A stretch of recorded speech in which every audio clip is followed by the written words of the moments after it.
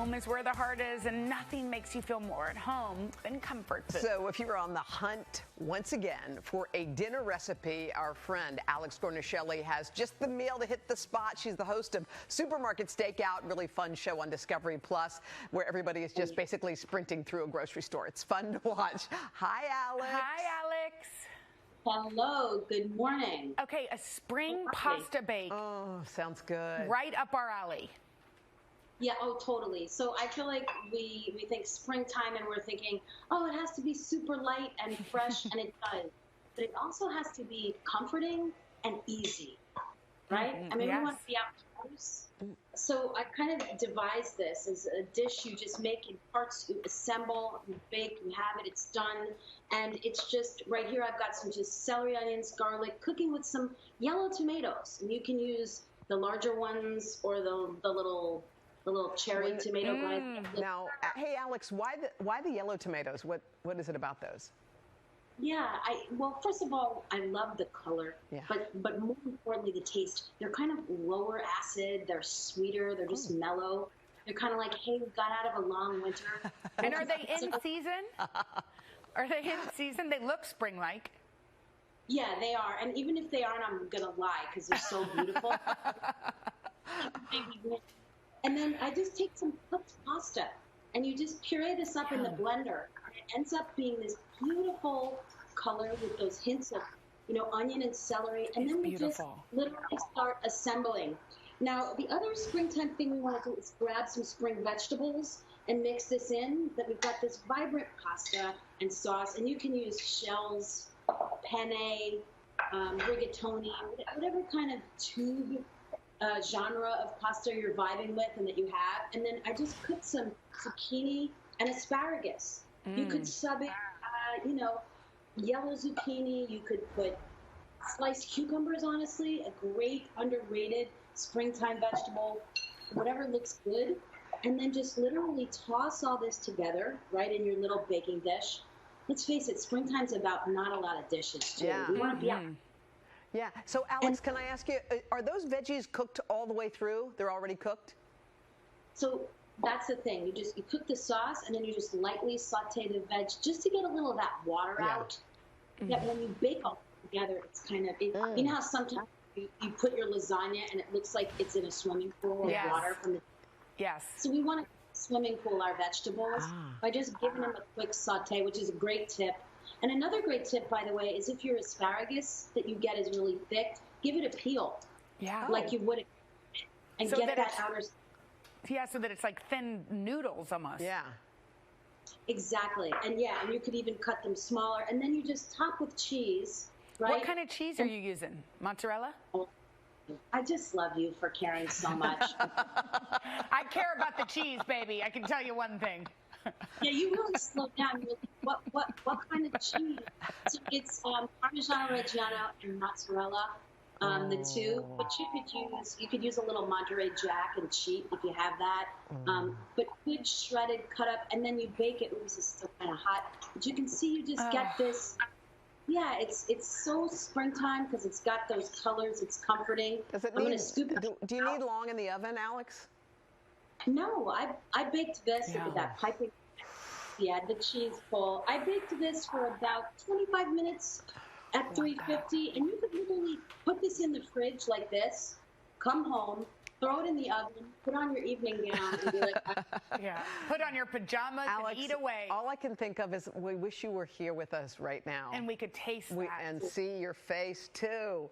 Alex, we'll see you soon, okay? Thank you, Alex. For this recipe, head to today.com/food. All right, this morning in today's Food on a Twist, an Italian classic here to make pasta cacio e walnut. Whoa. Chef and cookbook author Carla Lalli Music. I wish you were smell-o-vision. It smells so good here. Her new cookbook is called That Sounds So Good and This Sounds So Good. Carla, good morning. Thanks for having me. So start us off here because cacio e pepe you've always heard of, but cacio e walnut, what are we talking about? I know, and not like cacio e pepe needed improvement as a classic, but a couple of things that can go wrong for people. One is that the cheese doesn't melt because it's those hard grating cheeses. So I changed up the cheese. And for me, like, it's great, all those textures. It's like adult mac and cheese. But I need a little crunch. Okay. So we've got pasta boiling. That's going to come in. Just keep an eye on that. Okay. And I just like to crush the garlic. Does it matter what kind of pasta, by the way? I like a big tube for this, but you can really use anything. Like spaghetti would be fine, but I like with a big tube, some of these pieces will get inside the tube. And then treat. Exactly. And then you get like a little secret. Wait, you didn't crush those as much. Okay. No, so these are just going to toast kind of like that, and I'll press down on them while they're going, or maybe one of you will press down while they're going. And then instead of toasting the walnuts in the oven, I toast them in the pan with the oil and the garlic, so they kind of pick up all those flavors and infuse. And that really gives a crunch. So another thing that's classic with cacio e pepe is that you would use a sheep's milk cheese, right? Pecorino or Pecorino and Parm.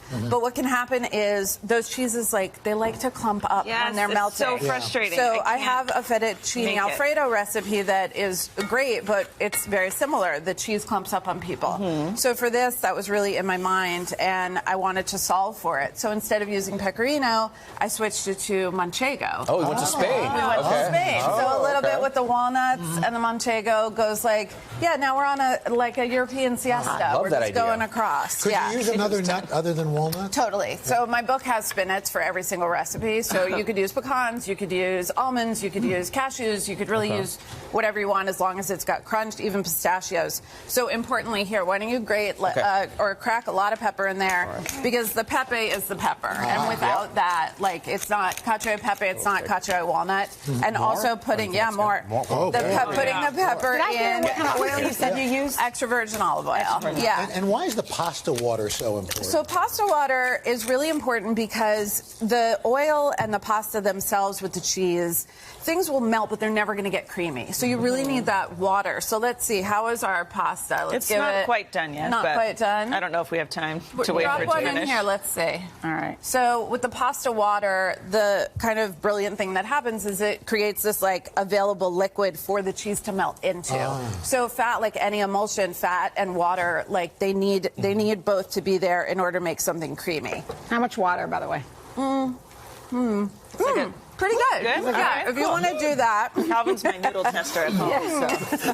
That's kind of Scooby-Doo. Yeah, totally. I mean, I feel like the water part is all a feel. It is. Yeah, I don't know. I usually scoop out, and using the measuring cup, you can take out a cup or a cup and a half, but something nice about using a strainer is that you don't dump the water first. So you if you need to go back, you can. But hot tip, if you forget about the pasta water and you use tap, it's totally fine. Put a cup in there. Let's dump the pasta right in here. I like to build the whole sauce in something deep like this. Yeah, beautiful. Smells good. And Amazing. the cheeses, that's okay? And then we're going, because they're all going to end up in the same place. So using something deep like this gives you room to stir and toss and go and without. Then you're going to end up with something like this. Exactly. So that melts gradually. You end up over here. You guys definitely need to get in there. Pleasure. Dylan loves this. This is her favorite. This is my favorite. I mean, I want to plan a trip to Italy just to eat cacio e pepe. And it should look really creamy and saucy. So with something rich and cheesy like this, I love a simple salad. This is my big batch vinaigrette. It's the vinaigrette I grew up eating. We always had a bottle of it on the counter. Really simple. Mustard, olive oil, a couple kinds of vinegar. My mom always put balsamic and shallot. Put it in the blender or the Cuisinart. You end up with this beautiful concoction. Go ahead and swirl. And it's creamy. You can keep it in the fridge. And then it's not a big deal to make a salad because your dressing is already done. How long will this last in the fridge? Many weeks in the fridge. For sure, 100%. I will say, as a fan of cacio e pepe, this has definitely taken it up a notch. Amazing. It's that little bit of crunch and the crunch and the toastiness in the walnuts. It's like what it needed. Plus garlic. We always What wine would you recommend with this? Because actually something white and bright, like a Friuli or something like that. Carla, thanks so much for stopping by. pleasure. Be sure to check out her new cookbook. That sounds so good. Trust me, it is. For these recipes and more, head to today.com/food. We'll be right back. Oh my goodness, delicious. Thank you, guys. It's a perfect breakfast. And this morning on Today Food, how to cook everything again. Mark Bittman wrote the must-have guide to cooking 20 years ago, and now he's at it again with a completely revised 20th anniversary edition of How to Cook Everything. Food writer and cookbook author Mark Bittman has long been an advocate of simple cooking. And for 20 years, How to Cook Everything has dished up just about every known recipe for the home cook. Since its release, it's become a staple on cookbook shelves. It's gone from the kitchen to pop culture. Luke and I are going to make dinner for Moira. He got this new Mark Bittman book, so he's feeling ambitious. To social media.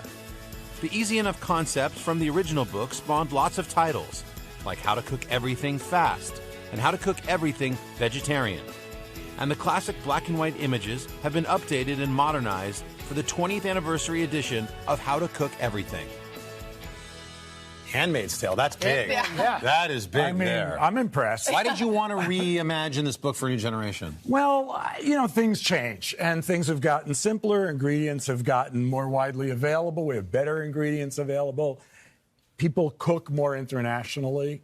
And all of those things were integrated into the new edition, plus photographs. Right, not the black and white. We did originally, I was adamant, no photographs, we want tons of text, and it was a doorstop. Yeah. This is it's not small, but it's a little more compact. Very cool. Well, the food's great. It remains the same as great. Today we're going to do pasta 3 ways. Let's start right here. What do we got? Yes, we have to turn on the heat. So all of these pastas have in common that they are cooked by absorption. We use the amount of water that the pasta will absorb to become tender. So all the sauces are really creamy. They're guaranteed to be creamy.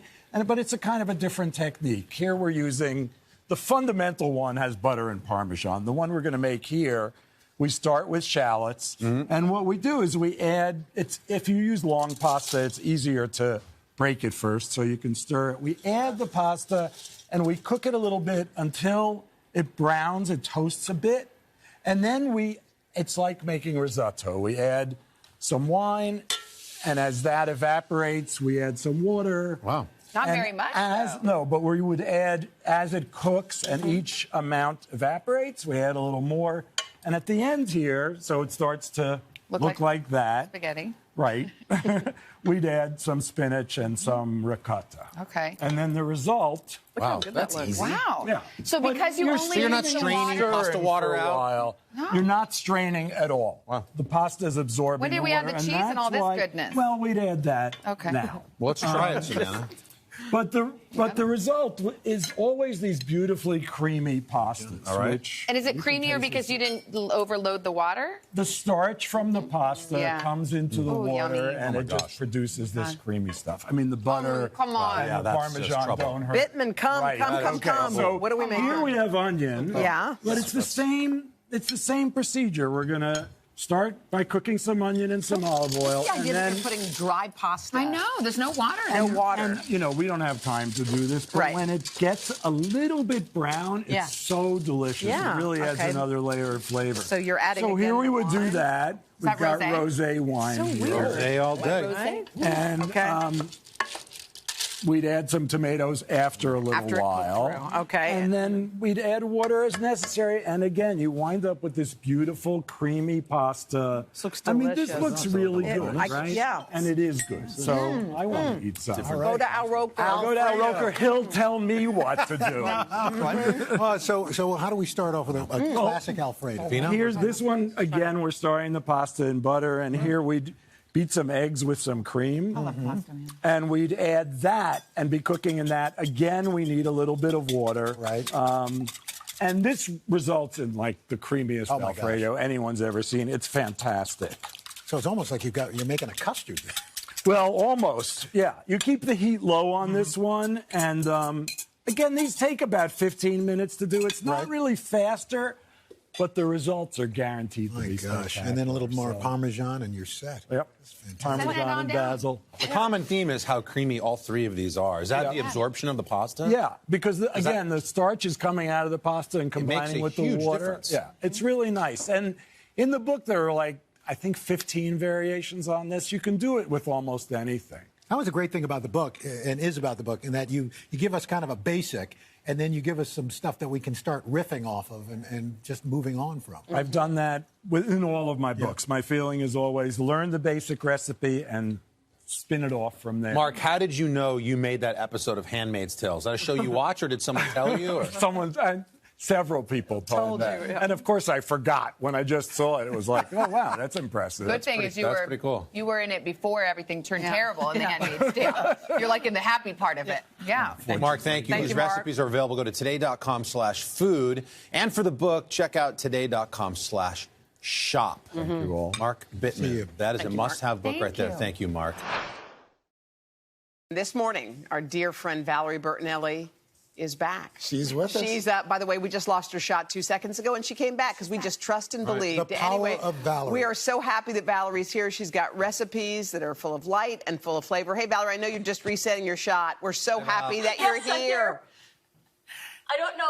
Oh, I got to fix the That's the all right. sound. Take your time. Oh, no, you're good. Take your You're time. good. Don't worry. You got Can you time. hear Don't us? worry. It's the perfect. It's good. We see your glasses and your ceiling. You look It's fine. adorable. I don't know if she can hear us. Oh, she can hear us. There you go. The perfect spring dish, Valerie? Why are my AirPods not coming on? I don't know. Right. You know what? You're listening and you to know what? Wolfie's You music. don't have to be a arithmetician to be able to make this. Wow. I'm never going to hear the end of this. Go, Valerie. I love how long people are watching the show. Go, Valerie. Yeah. Valerie, can you hear us? I can hear you now. Can you hear me? All right. Girl, we're Yes, so glad. okay. We're so glad to see you. Other than your shot just going down, how have you been doing? I've been doing very well. How about you guys? I cannot wait to get my butt to New York to see you guys in person. I know. Yeah. Right? Oh, we come want you to be one of the first chefs who walks through the door. So what are you whipping up for us today? Oh, I am whipping up. Oh, let me get everything on. I was so worried about actually getting on. So I've got a little bit of olive oil. This is a nice lemony, herby with pasta with some nice fresh beans. So what we're going to do is we're going to get a pan going with a couple tablespoons of butter. I'm all verklempt now. Okay, so let me get the heat up and get this all melted. And then into that, you're going to throw some shallots, 1 shallot. And that's all nice and chopped easily. Shallots are really easy that way. Get that stirred up. While the shallots cook, you're going to slice up some garlic. Now, usually I like to grate garlic into any meal that I'm making, but I want to see the slices of garlic in here. And they get really beautiful and soft and creamy, and they just melt right into the pasta. So I've got the pasta already going, just plain old spaghetti, the good stuff. Good old-fashioned spaghetti that I grew up on. So while this sautés a little bit, plus we're going to get a little bit of chili pepper, red pepper in here. And this is going to soften up in the butter and the olive oil. So as that softens up, the pasta is really ready to go because I put it in when we first met you guys at the very, very beginning, like 45 minutes ago. Not that long ago. Anyway, you're going to use the nice hot pasta water and throw in your snap peas. And you're going to give them a really quick blanch in there. And so while those guys blanch and this guy fries up, you're going to throw in a little bit of heavy cream. And this is going to give you a really beautiful, creamy sauce. It's just a couple tablespoons. It's not much. I love that I'm hearing all these mms and mms. One of these days, we're going to be together and you'll be able to actually taste it. Yes. So while that cooks down, I'm going to throw this heat down really low because I don't want to boil off all the cream. Then you're just going to grab some pasta water out of your pot right here where your beans are blanching. Throw that in there, and you're going to loosen it up.